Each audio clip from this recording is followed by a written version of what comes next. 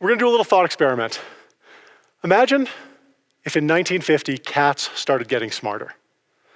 So smart that by 1955, they were able to do advanced math. And then by 2020, they could fly airplanes, run accounting firms, deliver millions of letters every second, connect us with our friends and family from around the globe, and operate our most advanced weapons. If we heard music written by a cat composer, even if it was really terrible music, we would acknowledge that the very fact of the cat writing music is significant. Now, you can probably see through my metaphor and realize that I just described the journey of complex, artificially intelligent technology from 1950 to today. At the risk of disappointing cat lovers in the audience, felines can't actually write music, but complex artificially intelligent technology can. And these kinds of cats already write music that would fool you into thinking it was written by a human. Maybe not like the most talented of humans, but it's still a milestone. But will cats ever be able to write music with emotion? The kind of music that moves us, the kind of music that stirs us, the kind of music that might be your favorite song? The answer seems obvious, right? Of course, complex artificially intelligent technology can't write music with emotion. In order to do that, it would have to have feelings. That's what I thought anyway. But to be sure that complex artificially intelligent technology can't write music with emotion, we have to answer one simple question, and that question is, where does the emotion in music come from?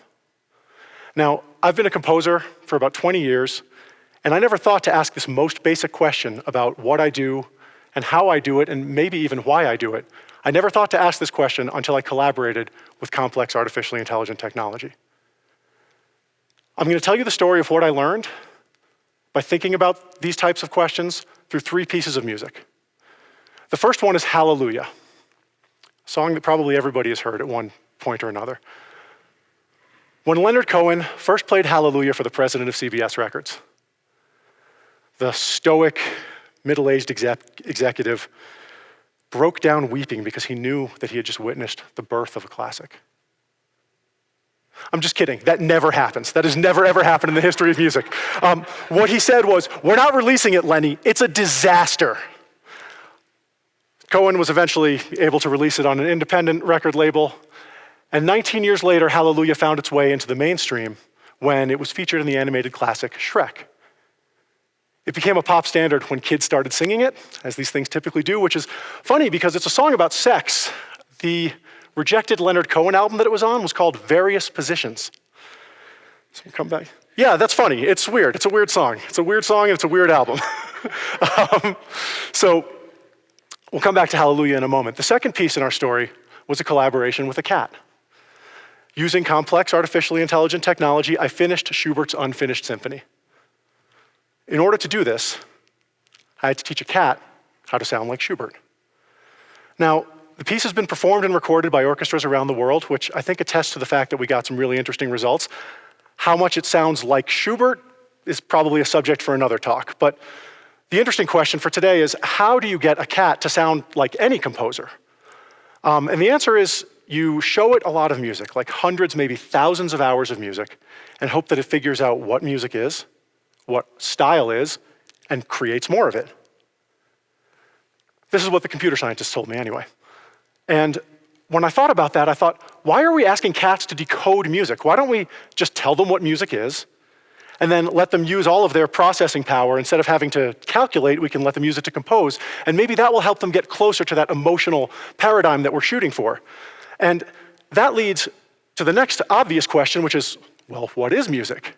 And you'd think that as someone who spent half a lifetime in the study of the subject, I would have the answer to that question on the tip of my tongue.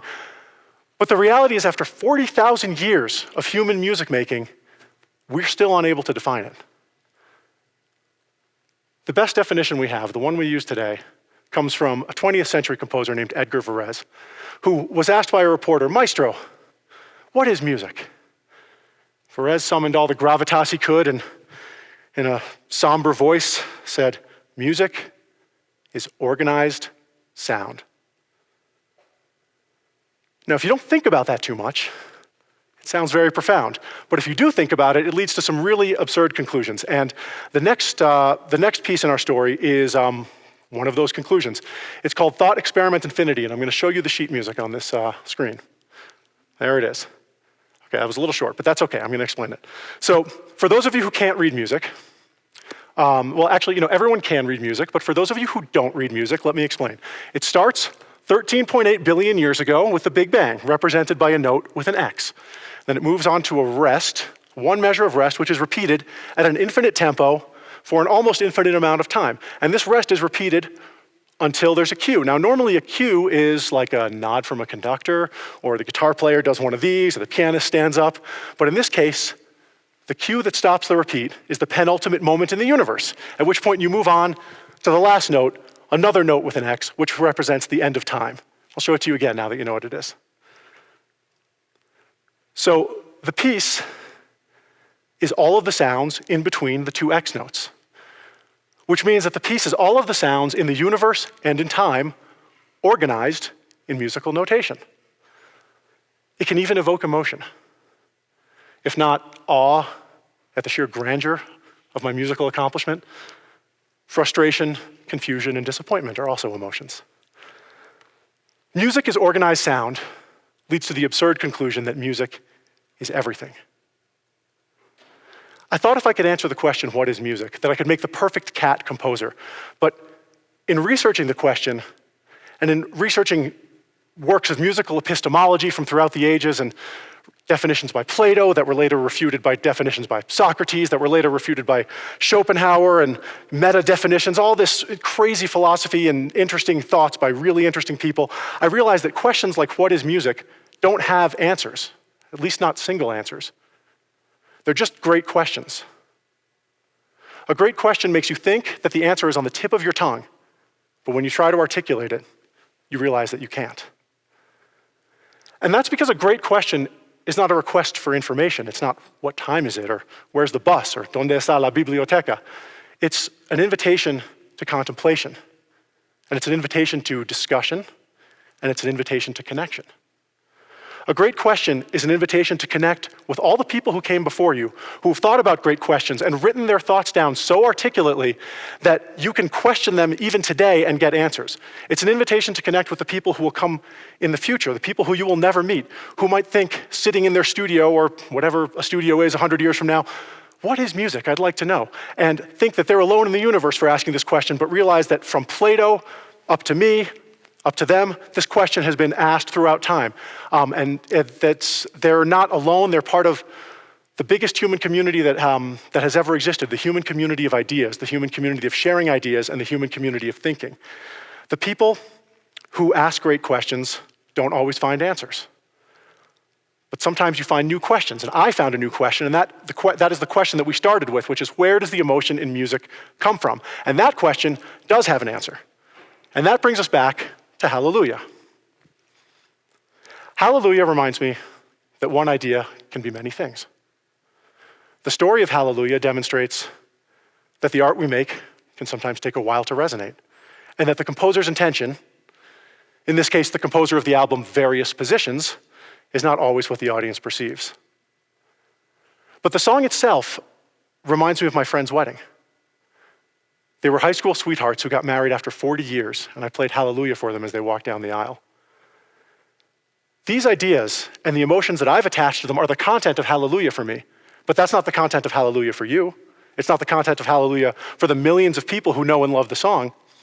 Hallelujah invites us to feel feelings associated with many different personal stories all at the same time. Stories that the song's composer, Leonard Cohen, never knew. Music is emotional not because composers make it so, but because music acts like a mirror. So to answer the question, where does the emotion in music come from? The emotion in music comes from you. There is no reason why a cat cannot create music that reflects our deepest and most sincere feelings back to us. Does this mean that complex artificially intelligent technology has feelings? No, it means that we have feelings. We have enough feelings to connect with anything. We have enough feelings to animate any idea. It took 19 years for Hallelujah to transform from an obscure, rejected, vaguely prurient disaster into a pop music standard. Maybe the next Hallelujah has already been written by a cat, and we haven't heard it yet. Until we do, And until we attach our emotions to the song, it's just organized sound. Thank you very much.